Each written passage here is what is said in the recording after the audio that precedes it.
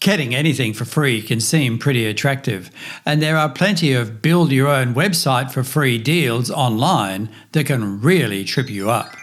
But there is one thing when you are wanting to make money from an online business that you are going to love getting for free every day, all the time. Visitors to your website. Hello, I'm Paul Buckingham, roving ambassador for Solo Build It. And in this solopreneur profile, we discover how Elyssa Bernard has attracted free traffic of over 100,000 visitors a month to her travel affiliate website, RoamWise.com, and how much money she made online. If you'd like to know how to get free traffic to your website, allowing you to monetize your hobby or passion, this is for you. I have never paid for an ad. I've never paid for traffic or visitors or views or anything. It's from Google search, basically.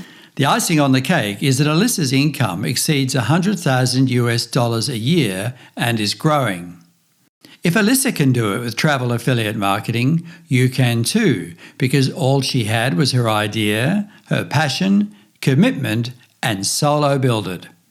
How did she do it? We'll discover that right after this.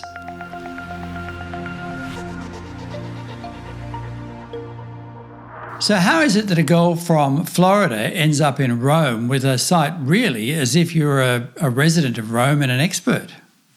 Well, I met my husband traveling with a backpack back in 1997. We got married in 1999 and we're living in the States. And in 2001, we decided to move back to Rome and open a bed and breakfast. And we were doing that.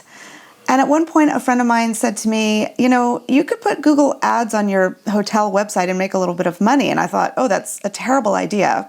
You don't do that on a hotel website.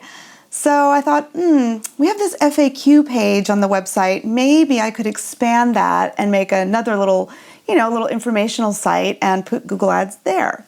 So I did a little Google search, how to make a website, because I didn't want to hire the guys that had done our hotel site. I kind of wanted to do it myself.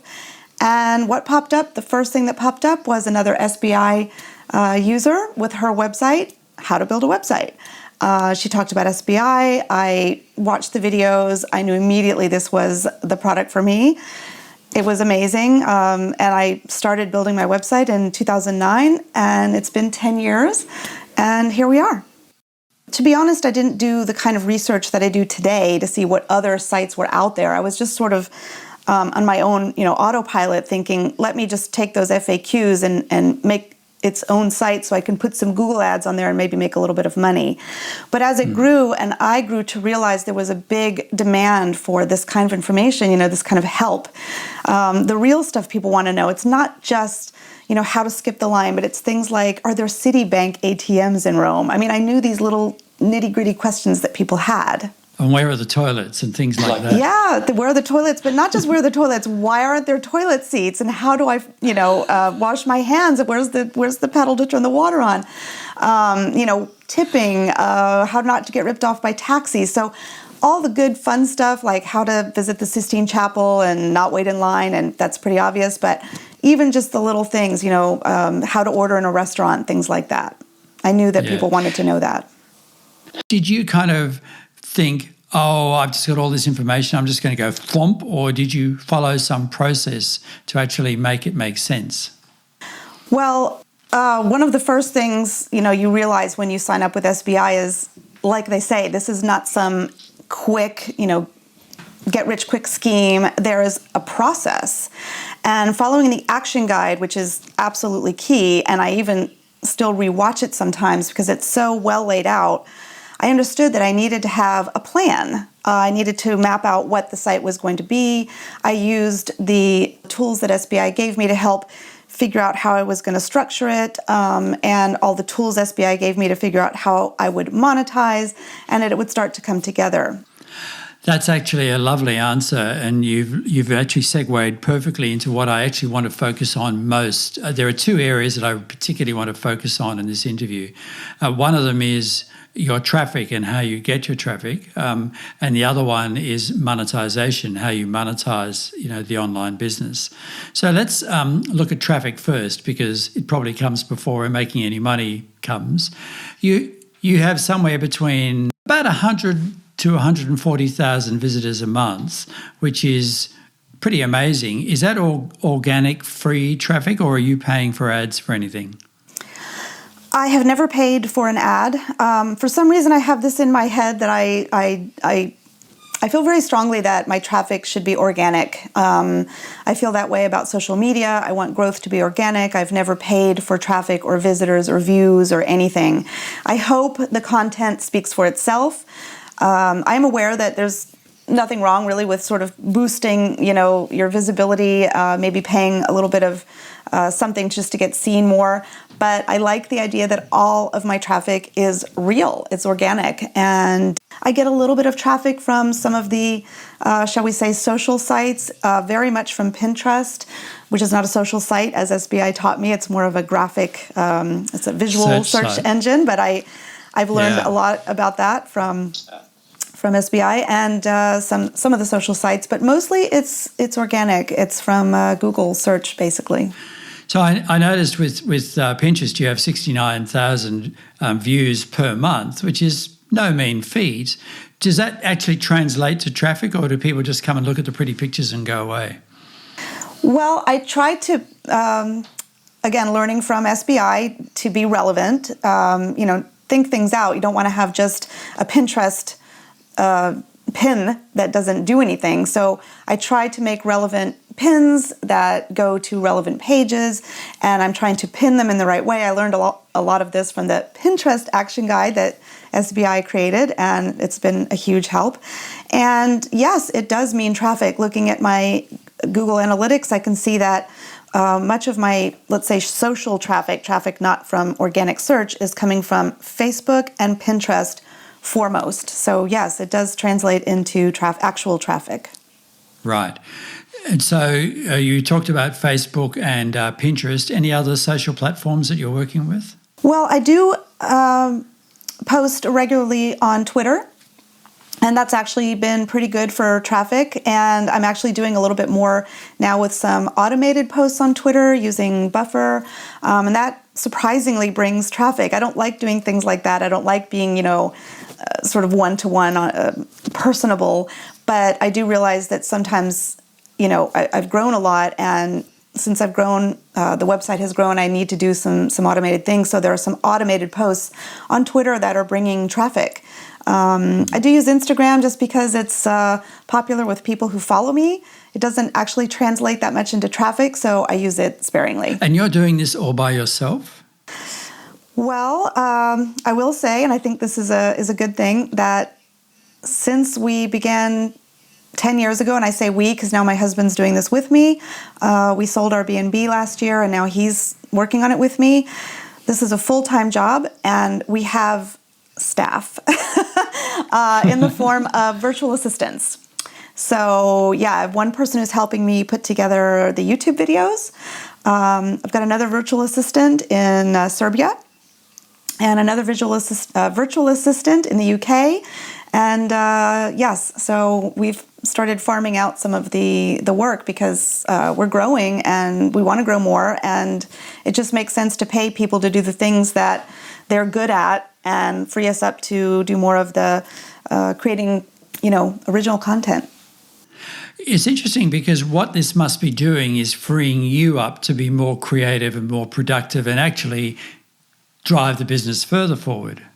Exactly, because I think that the things that are really important here are, A, to be constantly creating new original content. That is really important because visitors to your website, when you go to an info website, they want information. And I have so many ideas about pages that I still need to write. Fixing old content, you're not supposed to tweak your pages, but there are things that are old that are no longer relevant, so I want to fix those. So yes, creating original content. And the other thing it's freeing me up to do is to work on continuing to expand the business. So new ideas for things to make, not just ebooks, but now a calendar. And there will be more products down the line as well. So it frees you up. The virtual assistants free me up to do both of those things, create content and also work on the business itself and making it a good business, improving it, because it is a business. You've got to treat it like a business. It is a business. It's not just, writing a blog or creating a sort of a journal. It's a real full-on business. I think what you're really proving is that a site where you've got the passion and you've got the content has the capacity to sort of infinitely grow. There's really nowhere you can't go with it. Absolutely for a travel site, I would say, but probably for other kinds of sites as well. I mean, I know that SBI has very successful SBIers that have brick and mortar businesses and that have virtual businesses, and not just travel, but coaching, photography, building porch decks, all kinds of things. So I think depending on your niche, yes, there is probably infinite capacity to grow in terms of things that you can offer, whether it's courses, ebooks, products, services. So it's going to depend on your niche. It's going to depend on what you want to offer, what you can offer, and how you study this in the action guide and on the forums and make it come true. Yeah. So the $64,000 question is, how do you pay for all of this, which means how do you monetize a travel site successfully? Yeah, so there are Google ads on the website, and I do get people say to me every once in a while, oh, you have ads on your site and can't you remove them? And I have seen that plenty of sites out there live without ads, and maybe we'll get there one day. But at the moment, I'm using a product called Ezoic, which is a official Google partner or something like this. And they basically take bids from companies that feed ads to your website, and they bid because they want to be on your site because it's got high visibility, or on my site anyway. And the money there is just too good at this moment to take those ads down. Right now, one of the biggest ways that we monetize, and I think this is true for just about any travel website, is affiliate marketing. So if you're on the page about how to skip the line at the Coliseum, I give you all this information that's really relevant, which is what people want. I'm bringing warm traffic is, coming to my site. They're feeling warm and fuzzy about being on my site because they're getting free information. I give it away. But while you're there, if you decide to book a ticket or a tour through my page, I will make a small commission. The user gets to pay the same exact price they would pay no matter where they booked, but booking it through a website like mine, we get commission, and that adds up. Are you able to quantify how much we're talking? Sure. With Ezoic, the income is it varies, but it is between $2,500 to $4,000 a month. The affiliates, I have several different ones because they do different things. Some of them overlap, but I also think that sometimes some visual things appeal to some people and some to others, so I mix them up a little bit. I work with Get Your Guide, which is a really big tour umbrella company. I also work with Viator. It's another. They compete. They are sort of tour umbrella companies that sell tours locally. So Viator and Get Your Guide sell the local tour companies' tours. So if you look up Coliseum Underground Tours, they each have about 10 of them because there are 10 different companies selling that tour. And I work with some others like Ticket Bar and Tickets.com and some things like that, Train Travel, et cetera, et cetera. So the affiliate income across all of those altogether, again, it ranges month to month, but I would say minimum, so like in very low season, we're looking at about maybe $4,000 a month. And in high season, could go as high as $10,000 a month. Way back when you first started working on the online business, was there a point when you sort of sat down and one day and went, wow, I actually think this could work. I'm on the right track. That day was the day that my sister made me put Google ads on the site, and I earned $11.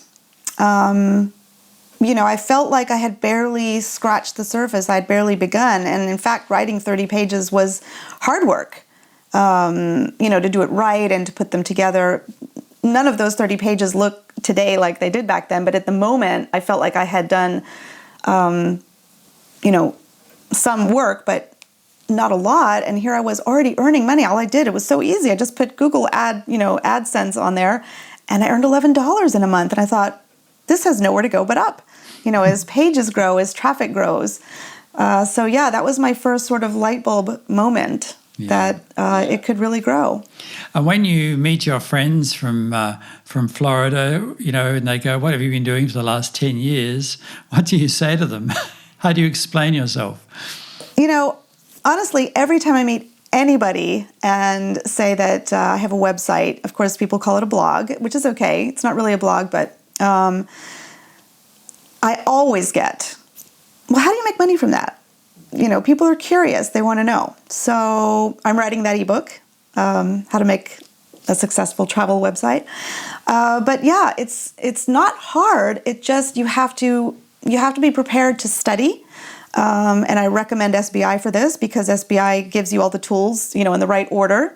You have to be prepared to study, continuously learn, and put in the time and effort. And you've got to want to do it. If you don't love it, you're just, it's like anything. If you're not inspired to do it, you won't do it. So all those elements have to be there. And I think if you've got the passion, you have the tools, you have the will to work hard and to study and keep learning, you cannot fail.